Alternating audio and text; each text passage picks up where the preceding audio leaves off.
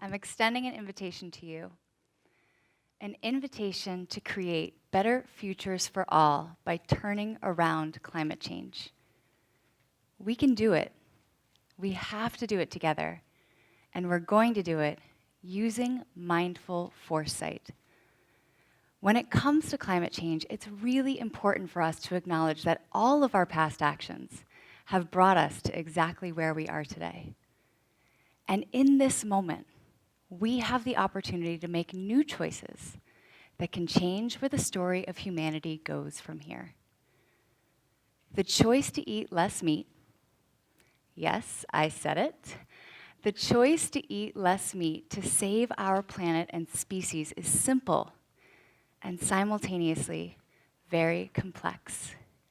For many of us, it's going to involve reprogramming our minds. I want to go back to an earlier time in our history so we can get the full perspective. For tens of thousands of years, there was very little difference in the human experience. We hunted and gathered, we farmed and raised our families.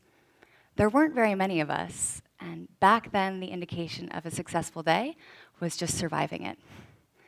And this way of living left no footprint on the earth. And as mindful practices were beginning to come around a couple thousand years ago, it made a lot of sense for us to focus on the present moment as a way to navigate through the turbulence of life. But then fast forward, about 250 years ago, we hit the Industrial Revolution. And since then, with every passing day, our lives have become increasingly more fast-paced and complex. We've gone way beyond the indication of a successful day, being that we just survived it. Now, on a typical day, we might find ourselves on an overnight flight somewhere for work. We're connecting and communicating with hundreds of different contacts digitally, and we are doing it all while we are having spaghetti and meatballs. So this way of living has a very heavy footprint on the earth, and there are quite a lot of us doing it. And the truth is, if we want to see the next century, we have to expand our focus beyond the present moment to include the future too. We have to learn how to tread more lightly. Last month, the United Nations Scientific Panel released a report on climate change. As the Earth's temperature continues to rise, so will our shorelines, droughts, wildfires, crop failures, and ultimately poverty.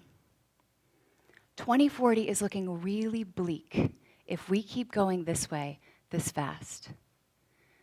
And this report came out, and so many of us responded with, I really hope they can do something about it, because this is terrifying for our future. But I'm not a climate specialist, a scientist, or a politician. And full disclosure, I'm not any of these things either. So the question then becomes, can we do anything about it? In a previous time, we probably could have gone on with our daily lives and just hoped that the leaders we have in place could solve our big problems.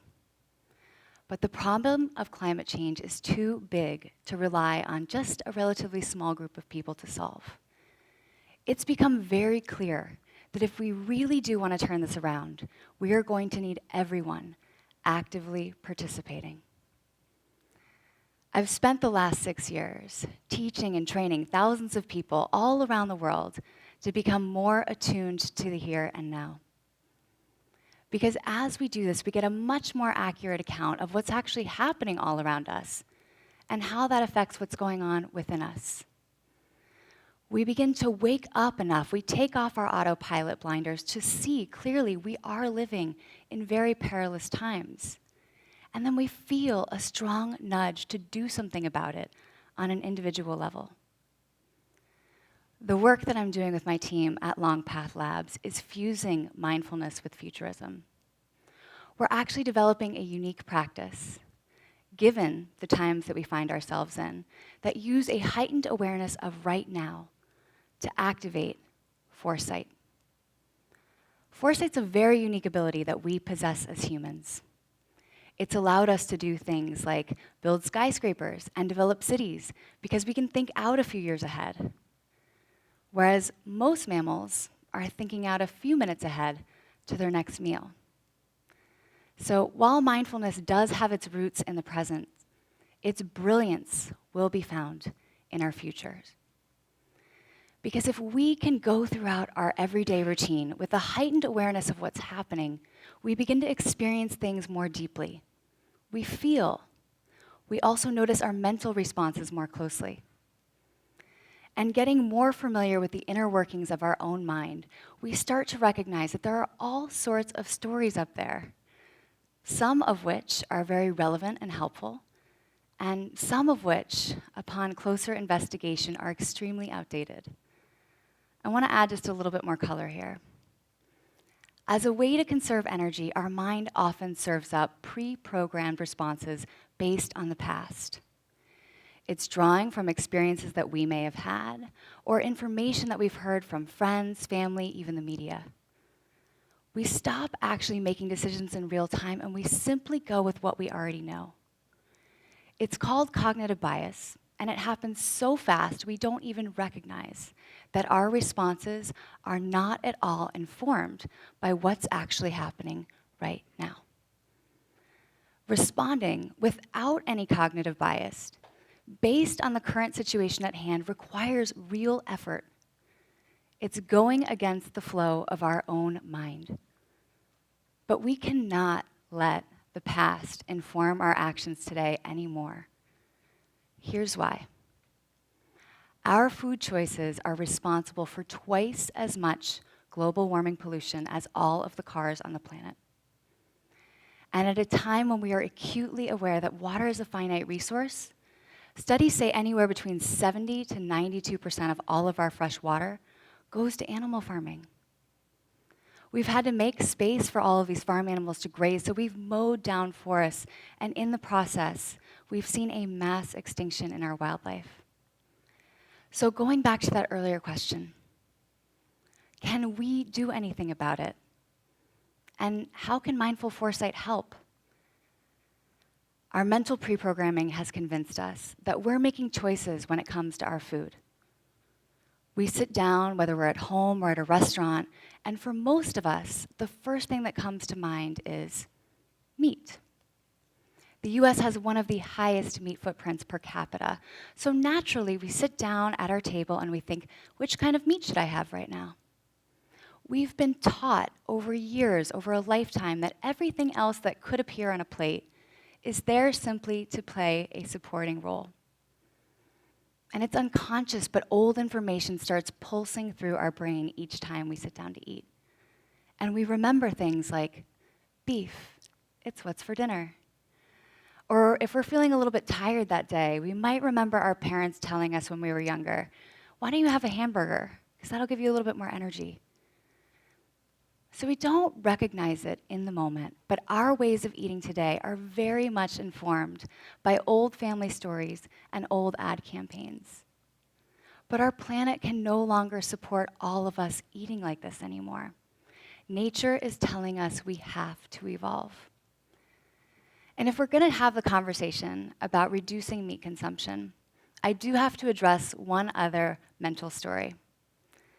Is anyone else like, this sounds interesting, but what about my protein? There are a lot of studies and stories out there. We've heard them for years. In order to have a healthy body, we have to have a lot of protein, and that protein has to come from meat. It turns out a lot of these studies and stories were actually started and funded by the meat industry. Today, we have plenty of information that supports we can get protein for a very healthy body coming from sources like greens, grains, beans, nuts, and seeds. And these foods leave a much lower impact on our planet. But I also want you to keep in mind that I am not asking you to give up eating meat completely today. What I'm asking you is if you'd be willing to eat less. I'm asking if you'd be willing to consider not just your own health, but the health of our planet and the health of future generations yet to come, each time you sit down to eat. Because if we can actually notice what's happening all around us right now, and we can be attuned to the information at hand, which clearly shows our food choices are connected to climate change, then foresight can come online.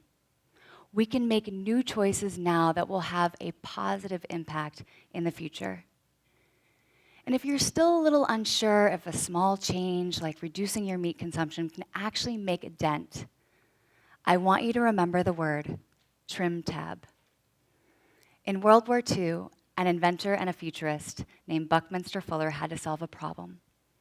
Our ships kept getting bigger and they were becoming more impossible to turn. So he attached a 6-inch strip of metal to the ship's rudder. And by leaning into the resistance of oncoming water, what turned around a huge ship was this 6-inch strip of metal, the trim tab. He referred to this as a metaphor for human potential. If we are willing to go against the flow, if we are willing to lean into resistance, something very small has the power to turn something huge around. There was a recent study by University of California, Davis that shows if we adopt a Mediterranean diet, that means eating mostly vegetables, some fish and chicken, and very little meat, we can actually reduce climate change by 15% in 2050. This is the equivalent of taking 1 billion cars off the road in terms of vehicle emissions each year. So this proves that if we make new choices when it comes to what we put on our plate, it changes where the story of humanity can go from here. We can do something about climate change as individuals. So will you join me in becoming a trim tab? Making a small change to your everyday behavior and eating less meat. Will you consider that the actions that you take today, even the seemingly small ones, have an impact further down the road in the story of humanity? Mindfulness has its roots in the present, but its brilliance will be found in our future. Thank you.